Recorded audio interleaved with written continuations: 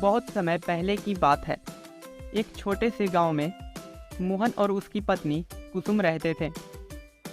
मोहन के पास अपनी कोई ज़मीन नहीं थी, इसलिए वह दूसरों के खेतों में काम किया करता था और कुसुम घर पर ही रहकर घर का काम किया करती थी। मोहन और कुसुम के दो बच्चे थे। बेटे का नाम मोनू और बेटी का नाम मोनी था। मोहन और कुसुम हमेशा मोनू को ही प्यार करते थे और मोनी पर कुछ खास ध्यान नहीं देते थे। एक दिन मोहन को शहर के एक स्कूल में नौकरी मिल गई, इसलिए वो अपने परिवार को लेकर शहर चला गया। यहाँ वैसे तो सब कुछ बहुत बढ़िया है, पर मैं मोनू के स्कूल के बारे में सोच रही थी। उसका एडमिशन भी तो करवाना होगा। तुम चिंता मत करो, मैं जिस स्कूल में नौकरी करता हूँ वहाँ मैंने बात कर लिया है। मैं वहाँ नौकरी करता हूँ, इसलिए एडमिशन हो पा रहा है, वरना यहाँ तो एडमिशन करवाना बहुत ही मुश्किल का काम है। हाँ, पर एक ही बच्चे का एडमिशन हो सकता है वहाँ। तो क्या हो गया, हम वहाँ मोनू का एडमिशन करवा देंगे। और मैं कौन सी स्कूल में पढ़ूंगी माँ? ओहो, देखो तो बड़ी आई पढ़ाई करने वाली। पढ़ लिख कर कोई डॉक्टर नहीं बन जाएगी तू। जाकर रसोई में काम कर। एक दिन तुझे दूसरे के घर ही जाना है, समझी? मोनी बहुत रोती है, पर कोई भी उसकी बात सुनने को तैयार नहीं होता। कुछ दिनों बाद मोनू अपने नए स्कूल में जाना शुरू कर देता है। एक सुबह मोनू अपने स्कूल के लिए निकल ही रहा होता है कि तभी मोनी उसके कमरे में आती है। ये देख, मेरी नई ड्रेस, नए बैग और नई नई किताबें। तुझे पता है मेरा स्कूल बहुत बड़ा है और वहाँ बहुत सारे झूले हैं। कितना मजा आता होगा ना स्कूल में। मैडम कितना अच्छा पढ़ाती होंगी। चल पागल, पढ़ना किसको अच्छा लगता है। मैं तो वहाँ बस अपने दोस्तों के साथ खेलने और झूलों पर झूलने जाता हूँ। तुम कैसी बातें कर रहे हो भैया? तुम्हें पता है पापा तुम्हारी पढ़ाई का खर्चा कितनी मेहनत से उठाते हैं? मैंने तुझे जो भी कहा वो किसी को भी मत बताना, नहीं तो मैं तेरी शिकायत मम्मी से कर दूंगा और तुझे तो पता ही है मम्मी तेरी क्या हाल करेंगी। तभी वहाँ कुसुम आ जाती है। कितनी देर हो गई मोनू, चलो अब जल्दी स्कूल जाओ, वरना बस निकल जाएगी। मोनू स्कूल के लिए चला जाता है। मोनी पूरे दिन अपने माँ के साथ घर के कामों में लगी रहती है। उसे स्कूल न जाने का बहुत दुख होता था, पर वो कर भी क्या सकती थी। एक रात मोनी को नींद नहीं आ रही होती है, तो वो खिड़की पर खड़ी हो जाती है और बाहर की ठंडी हवाएं ले रही होती है। मोनी खड़ी खड़ी स्कूल के बारे में ही सोच रही होती है कि तभी उसे आवाज़ आती है।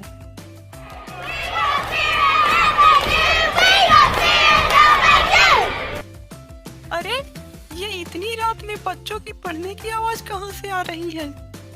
मोनी और ध्यान से सुनने की कोशिश करती है। चलो बच्चों, सब लोग अपनी अपनी नोटबुक निकाल लो। आज मैं तुम सबकी नोटबुक चेक करूंगी। अरे, ये तो किसी टीचर की आवाज लग रही है। लगता है वो बच्चों को पढ़ा रही है, लेकिन इतनी रात में कौन पढ़ाता है? मोनी इधर उधर देखती है तो थोड़ी दूर पर उसे एक स्कूल दिखती है, जिसके एक खिड़की से लाइट आ रही होती है और उसी खिड़की से बच्चों और टीचर की आवाज़ भी आ रही होती है। अच्छा, तो ये आवाज यहाँ से आ रही है, लेकिन इतनी रात में मुझे कुछ गड़बड़ लग रही है। मुझे जाकर देखना चाहिए। मोनी बिना डरे स्कूल के पास जाती है और बिना कुछ सोचे समझे स्कूल के अंदर चली जाती है। अंदर एक अजीब सी शक्ल की औरत बैठी होती है। तुम्हारी क्लास कब से शुरू हो गई है और तुम अभी तक यहीं हो? चलो जल्दी क्लास में जाओ और कल से लेट मत आना। मेरी क्लास? पर मैं तो यहाँ पहली बार आई हूँ। मोनी ऊपर जाती है तो वहाँ एक और अजीब सी शक्ल की मैडम उसे मिलती हैं। अरे, तुम अभी तक यहीं हो? चलो जल्दी क्लास में जाओ, वरना मैम बहुत गुस्सा होंगी। लेकिन मैं तो यहाँ। तुम बहुत बातें बनाती हो। चलो अब जल्दी क्लास में जाओ। मोनी को कुछ समझ नहीं आ रहा होता कि आखिर ये उसके साथ क्या हो रहा है। वो पहली बार स्कूल आई है और सब लोग उससे ऐसे बातें करते हैं जैसे वो सालों से इसी स्कूल में पढ़ती हो। मोनी क्लास में जाती है तो उसकी आंखें फटी की फटी रह जाती है। वहाँ एक चुड़ैल टीचर बच्चों को पढ़ा रही होती है और सारे बच्चे भी भूतिया होते हैं। मोनी जोर से चिल्लाती है, बचाओ बचाओ। तुम्हें दिखाई नहीं देता यहाँ बच्चे पढ़ाई कर रहे हैं और तुम शोर मचा रही हो। चलो अब अपनी सीट पे बैठ जाओ और कल से लेट मत आना। मोनी को कुछ समझ नहीं आ रहा होता कि वो क्या करे। वो इतना डर जाती है कि उसकी हिम्मत वहाँ से भागने की भी नहीं हो रही होती। मैंने बोला ना अंदर आ जाओ, अब तुम बाहर ही खड़ी खड़ी मेरे मुंह क्या देख रही हो। जी मैडम। मोनी चुपचाप एक सीट पर बैठ जाती है।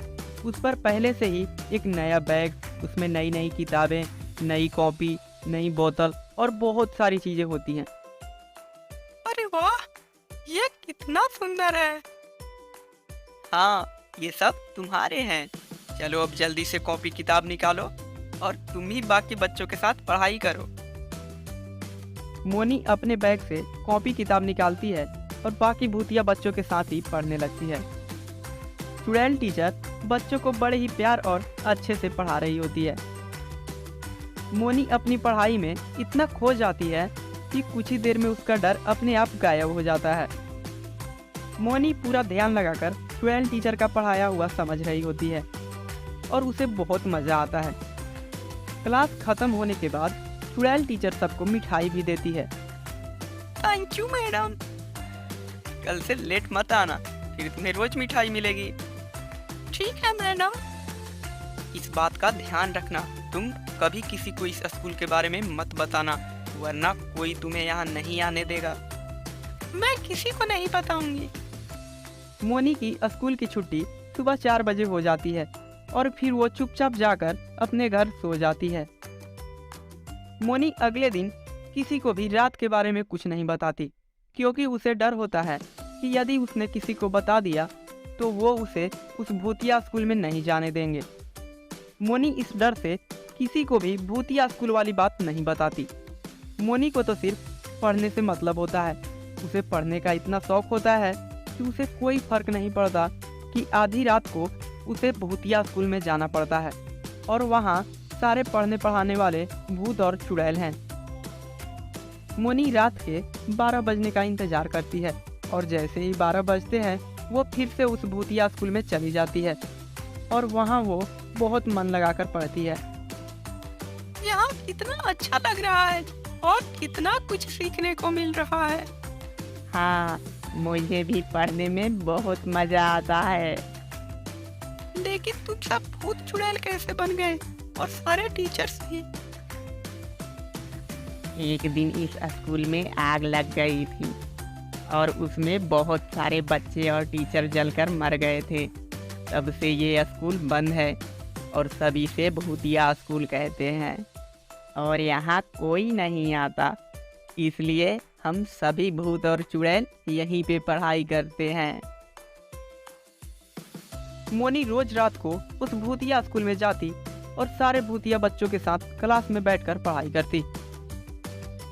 कभी कोई चुड़ैल टीचर उन्हें पढ़ाती तो कभी कोई चुड़ैल टीचर, पर सारे ही चुड़ैल टीचर बहुत ही अच्छी होती हैं और सारे बच्चों को बहुत प्यार करती हैं।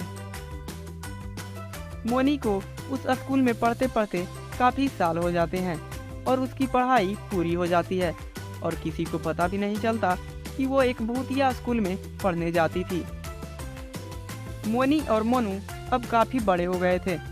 मोनू इतने अच्छे स्कूल में पढ़ने के बावजूद भी नालायक होता है, जबकि मोनी बहुत ही अच्छी और समझदार होती है। एक दिन कुसुम और मोहन मोनू पर चिल्ला रहे थे, मैंने अपना सब कुछ तेरी पढ़ाई पर लगा दिया और तूने सब कुछ बर्बाद कर दिया। मेरे पास अब एक पैसे नहीं बचे जो मैं तेरे पढ़ाई पर लगा सकूं। आपने मेरे ऊपर पैसे लगाकर कोई एहसान नहीं कर दिया है और मैं अपनी तरफ से पूरी कोशिश कर रहा हूँ ना। थोड़ा बहुत अपने दोस्तों के साथ घूम लेता हूँ, तो इसमें इतना क्यों गुस्सा हो रहे हो? हे भगवान, इस लड़के को तो जरा भी शर्म नहीं आती। मोनू पढ़ाई में कभी ध्यान नहीं देता और ऊपर से वो दिन पर दिन और बदमाश होते जा रहा था। उसने पैसे चुराने भी शुरू कर दिए थे। एक दिन मोहन और उसका परिवार मोहन के एक दोस्त के घर पार्टी में जाते हैं, तो मोनू वहाँ भी चोरी करने लगता है। लेकिन मोहन का दोस्त उसे रंगे हाथों पकड़ लेता है। ये तुम्हारा ही बेटा है ना? देखो तो मेरे ही घर चोरी कर रहा है। उस दिन पार्टी में मोहन के स्कूल के मालिक भी आए हुए होते हैं और जब अगले दिन मोहन स्कूल जाता है तो वहाँ से उसे निकाल दिया जाता है। सर, मेरी क्या गलती है? मैंने क्या किया है? मैं चोर के बाप को नौकरी पर नहीं रख सकता, समझे तुम? मोनू की हरकत की वजह से मोहन की नौकरी चली जाती है। कुछ ही दिनों में वे लोग सड़क पे आ जाते हैं और उनके घर में खाने को कुछ नहीं बचता। मोनी को ये सब देखकर बहुत दुख होता है और वो आसपास के बच्चों को ट्यूशन पढ़ाने लगती है और अपने घर का खर्चा चलाने लगती है। जब ये बात मोहन और कुसुम को पता चलता है कि उनकी बेटी मोनी बच्चों को ट्यूशन पढ़ाती है तो उन्हें बहुत ही हैरानी होती है। पर मोनी तो कभी स्कूल ही नहीं गई, फिर वो दूसरे बच्चों को कैसे पढ़ा सकती है?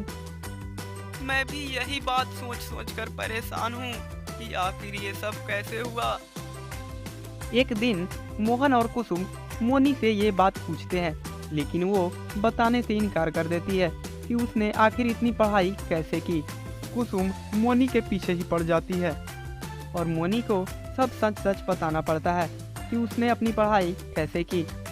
मोनी की बात सुनकर कुसुम और मोहन दोनों दंग रह जाते हैं। तुम पढ़ने के लिए उस भूतिया स्कूल में जाती थी? ये सब हमारी गलती है। हमने कभी तुम्हारी पढ़ाई को अहमियत नहीं दी और तुम्हारे अंदर पढ़ने की इतनी लगन थी कि तुम आधी रात में भी उस भूतिया स्कूल में जाने लगी। हमने अपना सब कुछ उस लड़के पर बर्बाद कर दिया जिसने हमारी इज्जत तक को मिट्टी में मिला दी। हमें माफ कर देना बेटी। मोनी उसके बाद कभी उस भूतिया स्कूल में नहीं जाती और वहाँ के टीचरों का दिल से धन्यवाद करती है।